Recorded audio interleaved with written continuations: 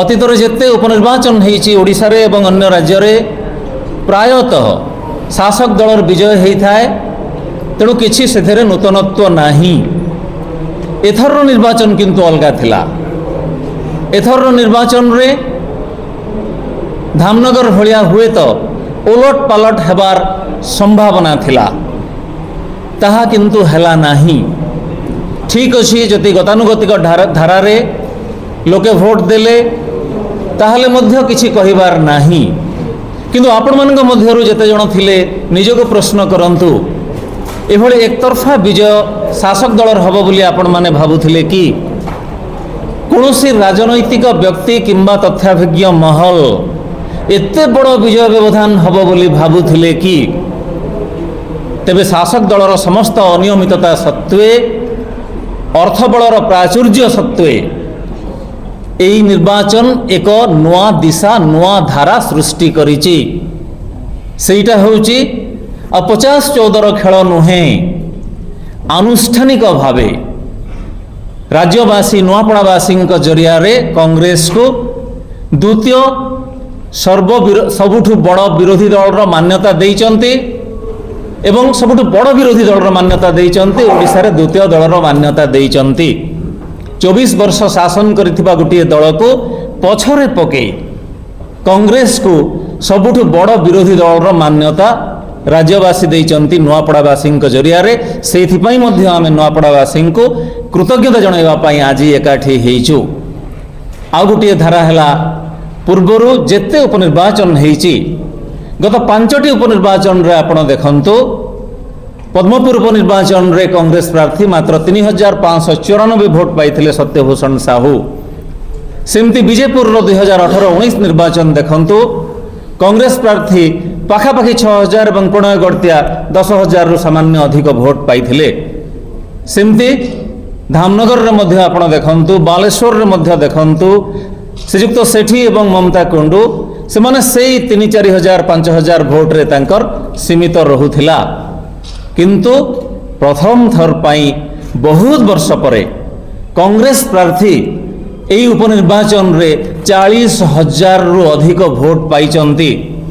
ତା ମାନେ କଂଗ୍ରେସ ଦଳର ପୁନରୁତ୍ଥାନ ରାଜ୍ୟରେ ଆରମ୍ଭ ହୋଇଛି, ଏଇଟା ସ୍ୱୀକାର କରିବାକୁ ପଡ଼ିବ। ସଂକ୍ଷେପରେ କେବଳ 2-3ଟି ଅବତାରଣା କରି ମୁଁ ମାନ୍ୟବର PCC ସଭାପତିଙ୍କୁ ଅନୁରୋଧ କରିବି ସେ କହିବା ପାଇଁ, ଆପଣମାନେ ଯେଉଁଥିପାଇଁ ଅପେକ୍ଷା କରିଛନ୍ତି। କ'ଣ ପାଇଁ ଏତେ ବିଜୟ ବ୍ୟବଧାନ ହେଲା, ତର୍ଜମା କରିବାର ଆବଶ୍ୟକତା ରହିଛି। ଆମର ପ୍ରାର୍ଥୀ ଆମେ ମୂଳରୁ ଘୋଷଣା କରିଥିଲୁ, ଅନ୍ୟମାନେ ଦ୍ୱନ୍ଦ୍ୱରେ ଥିଲେ। ଆମର ପ୍ରାର୍ଥୀ ଯୋଗ୍ୟତମ ପ୍ରାର୍ଥୀ, ତାଙ୍କ ବିରୋଧରେ ବିରୋଧୀ ଦଳମାନେ ମଧ୍ୟ ଗୋଟିଏ ଶବ୍ଦ କହିପାରିଲେ ନାହିଁ। ଏତେ ବଡ଼ ନିର୍ବାଚନ ହେଲା, କିନ୍ତୁ କେହି ଜଣେ ବି ବିରୋଧୀ ଦଳର ବ୍ୟକ୍ତି ତାଙ୍କ ବିରୋଧରେ କହିପାରିଲେ ନାହିଁ। 38ରୁ 40 ଭାଗ ଜନଜାତିର ଲୋକ ସେଇଠି ଅଛନ୍ତି। ପ୍ରମୁଖ 3 ଦଳ ମଧ୍ୟରୁ ଏକମାତ୍ର ପ୍ରାର୍ଥୀ ହେଉଛନ୍ତି ଆମର, ଯିଏକି ସ୍ଥାନୀୟ ପ୍ରାର୍ଥୀ, ସେଇ ମାଟିର ସନ୍ତାନ ଏବଂ ଜନଜାତି ବର୍ଗର ପ୍ରାର୍ଥୀ। ସେ ହେଉଛନ୍ତି 3 ପ୍ରମୁଖ ଦଳ ମଧ୍ୟରେ ଏକମାତ୍ର ସଚ୍ଚୋଟ ରାଜନେତା। ଅନ୍ୟ 2 ଦଳ ମଧ୍ୟରେ ଯେଉଁ ପ୍ରାର୍ଥୀ ଥିଲେ ସେମାନଙ୍କ ବିରୋଧରେ ମାଳ ମାଳ ଅଭିଯୋଗ ଆମେ ଚାର୍ଜସିଟ୍ ମଧ୍ୟ ଦାଖଲ କଲୁ, ଲିଖିତ ଆକାରରେ ପ୍ରକାଶ କଲୁ, ସାମାଜିକ ଗଣମାଧ୍ୟମରେ ଛାପିଲୁ। 50 ବସ୍ତିଆ 50,000ର ନକଲି ୟୁରିଆ ସାର ବସ୍ତା କଥା ମଧ୍ୟ ଉଦାହରଣ ଦେଲୁ। ଏବଂ ଯେଉଁ ଦଳର ପ୍ରାର୍ଥୀ ବିଜୟ ଲାଭ କଲେ, ସିଏ କେମିତି ଅତୀତରେ ତିଖାଲି ପ୍ରୋଜେକ୍ଟରୁ ନିଜେ ନେଇଥିବା ଅର୍ଥକୁ ଫେରାଇବା ପାଇଁ ବାଧ୍ୟ ହୋଇଥିଲେ, କିନ୍ତୁ ନିର୍ବାଚନରେ ଦୁର୍ନୀତିକୁ ପ୍ରସଙ୍ଗ କରାଗଲା ନାହିଁ।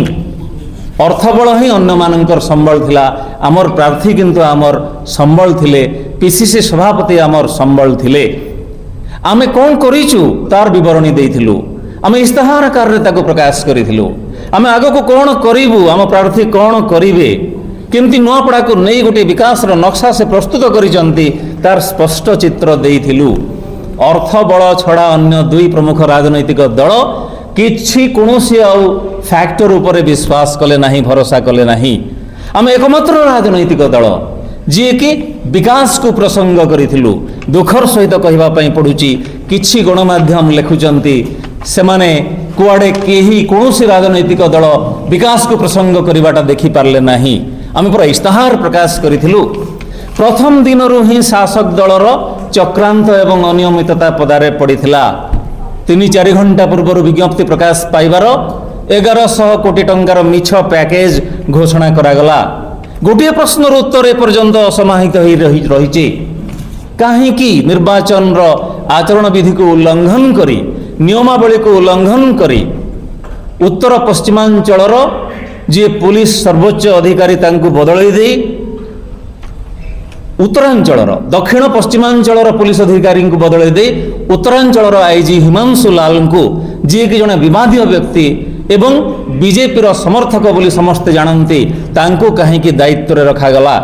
सबुठु बड़ प्रश्न होची से वीडियो वायरल होची घुरी बुलुची तार की उत्तर देवे हिमांशु लाल तार की उत्तर देवे बीजेपी सरकार।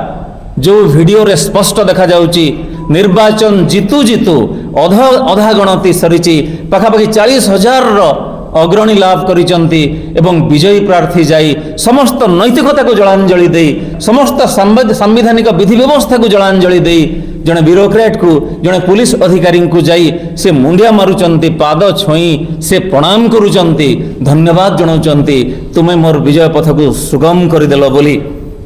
गोटे अनामधेय वेब चैनल पीसीसी सभापति एवं तांको सुयोग्य विधायक पुत्रंक विरुद्ध रे कुसारटना करी चलिला। 34 टी सांगठनिक जिल्लार सभापति माने शह शह समर्थकंक गहन रे जाई टाउन थानार अधिकारी को साइबर सेल रो अधिकारी माननकु जाई आह्वान कले एतला दायर कले किसी जगह रे मामला मध्य रुजु हला किंतु निर्वाचन समय रे ताकु बंद करा गला नाही। आमर आईनजीवी माने मध्य गोटे प्रतिनिधि दल करी सीओ को पाखरे फराद हेले आदौ करा गला नाही। आमे बड़ सभा आयोजन करबा पई डाकिलु आमको अनुमति मिलिला नाही किंतु आम समय रे जो समय छोट मीटिंग टे करबा पई दिया हैथिला सेही समय रे मध्य शासक दल माडी बसिला शह शह बस लगई कि छत्तीसगढ़ एवं आखपाख अंचल रो लोकों को बोही रास्ता घाट जाम कर दिया गला।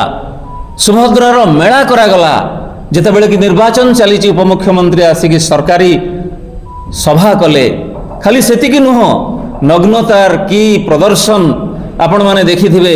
आमे फेराद मध्य हलु जिल्लापालंक पाखरे अतिरिक्त जिल्लापालंक पाखरे सुभद्रा मेलार तोरण खोला गला नाही एवं ताकु बीजेपी ऑफिस रे मध्य परिणत कर दिया गला। पुलिस सहायता रे शासक दल कोटी कोटी टंका बांटिला किंतु आमे सांबादिक सम्मेलन करूचु आपणकर प्रतिनिधि माने बाइट नौथिले सम्मेलन परे सेते बेले टाउन थाना अधिकारी 6 जन तांकर कनेस्टेबल को नहीं अतर्कित भाव में चढ़ाऊ कले प्रश्न कले आम बिना अनुमति कहीं सभा समिति करुच खुंटिया भवन रे सांबादिक सम्मेलन करिवार मध्य अधिकार आमर नहीं।